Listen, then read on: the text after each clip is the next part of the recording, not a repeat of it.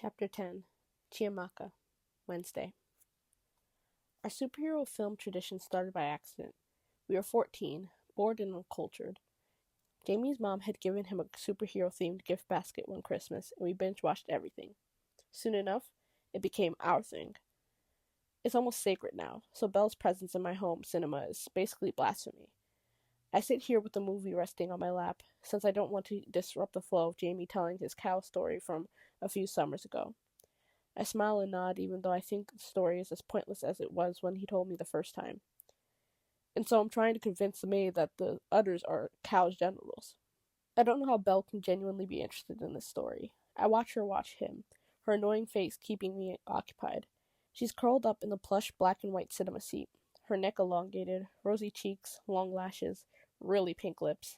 I get why so many guys like her. She's pretty, if you like girls like her.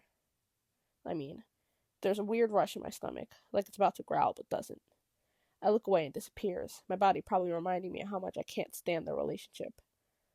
I get in trouble because apparently we can eat cows but not chase them. I clear my throat, interrupting the strange direction his story is heading. Movie time!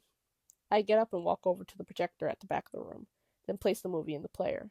I can hear Belle's light, irritating laughter behind me as the disc sinks into the machine. I don't want to turn back and see them acting all lovey-dovey, so I turn but shift my focus to the wall at the front, which is acting as a screen. The disc buffers, then stops as the movie credits flash up. Why did Microsoft PowerPoint cross the road? To get to the other slide. My first instinct is to grab the heaviest object I can find and lob it at Jamie, but instead I interrupt with a dry laugh. My eyes briefly catch Belle's and my stomach turns again, before I smile at Jamie. Good to see you are still recycling your dad's favorite jokes, I say. I press pause on the film, wanting their full attention before starting it, and move back into my place next to Jamie. You have a nice home cinema, Belle says. I can't read her face like I can read Ruby's and Ava's. Thanks, I reply, without looking at her, my mind more focused on trying to see if the room is secretly ugly. The room is my safe space away from the loudness of the world. I sit here for hours sometimes, watching movies alone in the dark, clearing my head. Mom and Dad had this built for me years ago, and I decorated it myself. The ceiling is black and filled with dozens of lights. It kind of looks like stars in the universe, which is what I was going for. There's a soft gray carpet, and there are 3 rows of armchair-sized cinema seats. I like this room, and if Belle doesn't, she can leave. The door is that way. You know, she used to have a massive Winnie the Pooh teddy, but threw it out because it clashed with the persona she was going for in sophomore year, Jamie says. Oh yeah? What persona was that? Belle asks. I smile tightly at the two of them. Thank you, Jamie. There was no persona. I just outgrew Winnie. She told me herself. She needed to seem more like Blair Waldford and less like Meg Griffin, he continues. I had a Winnie phase too. Outgrew it when I was 7, though, Belle says. Jamie laughs, and I'm tempted to kick them both out. I think we all outgrew it before high school. She's just special. Movie starting. Time to shut up now, I say, pressing play abruptly. The hum of the characters' voices quickly fills the space between me and lovebirds. I try to concentrate on the start of the film, but in the corner of my vision, I see their hands join, and her head drops to his shoulders, throwing me off. Should I get some blankets? I ask. Jamie nods, staring at the screen intently.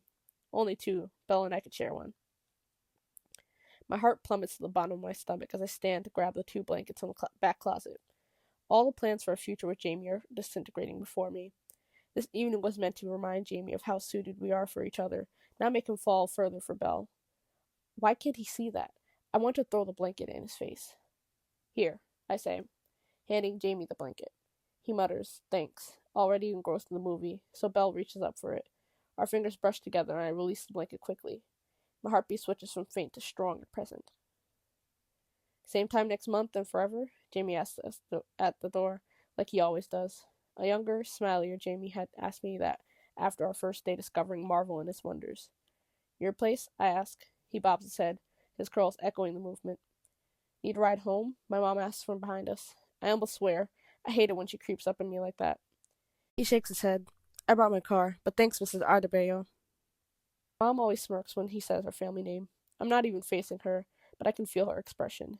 It's because he says it wrong, like everyone always does, saying Adebayo when really it's Adebayo. But, oh well. Jamie pulls me in for a hug, his arms wrapping around me, his nose brushing my forehead lightly. Usually this would excite me, but there was something so dull about it right now. See you, I say to him. See you, Chi, Mrs. Idabayo. He says the last part with a nod. See you, Chiamaka and Chiamaka's mom. Belle echoes as her hands join Jamie's. They both walk off. I look away. The door closes and I turn to my mom, surprised to see her braided hair done up in a bun and her face made up. Going somewhere fancy? I ask. She nods with a wink. Date night with your dad before he leaves for Italy. Dad goes to Italy once a month to visit Grandma, who loves to remind me of the weight I've gained each time I see her. He used to go a lot less, taking Mom and me with him whenever he did. My parents used to live there before they came here.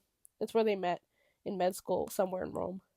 I used to think it was the greatest love story of all time until Mom told me why we had to stop going.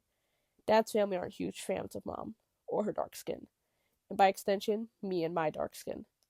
And that's fine. I hated going anyway. Was that Jamie's new girlfriend? She asks. My chest squeezes. Mm-hmm, I respond, focusing at the wall. She's pretty. Yeah, I guess so, I say.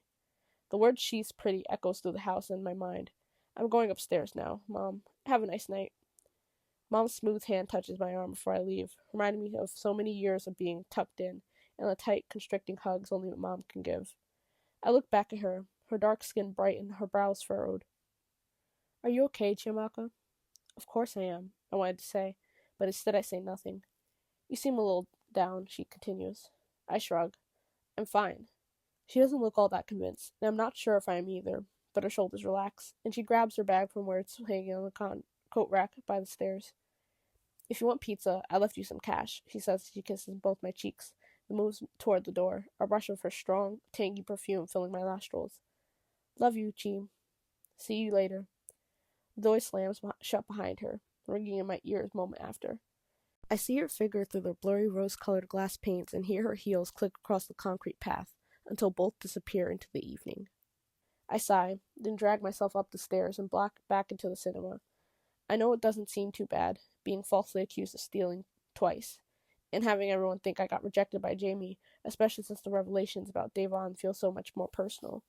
But being talked about is one thing, being mocked is another. I hate being mocked.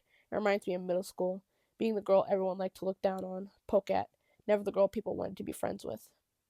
Not that people wanted to be friends with me now, or before Aces, but they knew that they could never look down at me. I started picking up some of the mess we made, kicking the blankets to the side to see if any trash is left underneath. I notice a crumpled up piece of paper with something written in thick black Sharpie. I bend down and pick it up, recognizing the writing as Jamie's, 1717. He's always writing down his pins and passwords on random pieces of paper. I like to joke that one day he'll have to write down my name for when he finally forgets me. I remember him once saying, how could anyone at Nevaeh forget the great Chiamaka Adebayo in his usual Jamie over-the-top way? I smile at the memory. Sometimes these moments creep into my mind and remind me that our friendship is real, and I need the reminder sometimes, especially when he does things to get under my skin, like getting a girlfriend. I sit on one of the chairs, pulling out my phone and opening up the Notes app. I title the page, People Who Hate Me. Whoever is finding this information about me and sending these texts is doing it out of spite. It's someone who really hates me, Davon and Scotty, and I'm going to find out who and why. I stare at the blank screen, the cursor blinking, and before I can second guess it, I tap out Jeremy's, Ava's, and Ruby's names in bold as my first suspects. Jeremy because I know for sure he'd love to take me down if he could. Ava because of how easily she spreads the things about Jamie and me.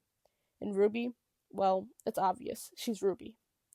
I don't know if I actually believe that Ava or Jeremy is even capable of pulling off something like this, but I do know that whoever's doing this, they're not going to be doing it much longer. I'll find them and make them wish they'd never started this mess in the first place.